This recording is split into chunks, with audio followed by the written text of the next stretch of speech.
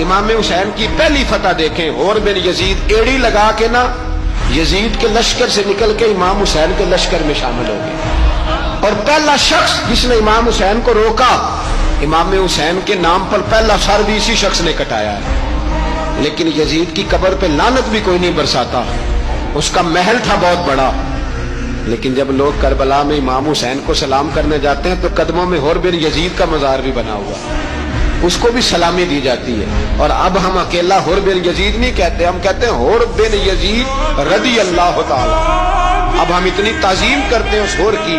جناب امام حسین کو میدان میں کھڑا کیا گیا، جہاد کا طبل بجا، پہلے خدام آئے، اور سن لو آج وہ پتہ نہیں بازاری سے لوگ چڑھ گئے اسٹیجوں پہ، بازاری سے، نہ چہرے پہ داڑھی ہے نہ سر پہ کوئی کپڑا ہے، بازاری لوگ ہیں، بھاگ رہے ہیں، بازو چڑھائے ہوئے ہیں، بٹن کھولے ہوئے ہیں، تماشا بنا کے۔ سننے والوں کا بھی اللہ ہی حافظ ہے، وہ اسٹیج پہ اہل بیت کی شان بیان کرتا ہے، بھاگ کے ادھر جاتا ہے، یہ کوئی طریقہ ہے؟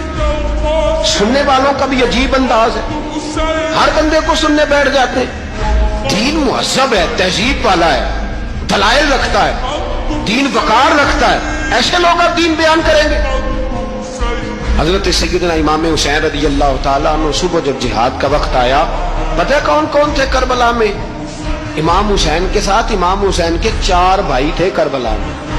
کتنے؟ بول کے بتائیں۔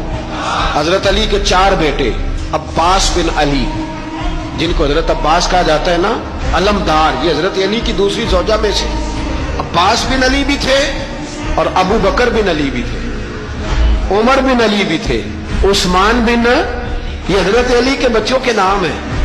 یہ آپ کے شہزادے امام حسین کے ساتھ شہید ہوئے، ان کا نام صرف اس لیے نہیں لیا جاتا کہ ان کا نام خلفائے ثلاثہ کے نام پہ، حضرت علی نے اپنے یاروں کے نام پہ رکھا ہے، تو تم نے کربلا کے میدان سے خارج کر دیا۔ یہ تینوں شہزادے حضرت جناب سیدنا امام حسین کے ساتھ تھے، یہ بھی شہید ہوئے۔ حضرت جناب زینب امام حسین کی سگی بہن ہے، ان کے 2 بچے تھے، اون و محمد۔ جب امام حسین میدان میں جانے لگے تو جناب زینب بچوں سے کہنے لگی، نہ پہلے بھائی نہیں جائے گا،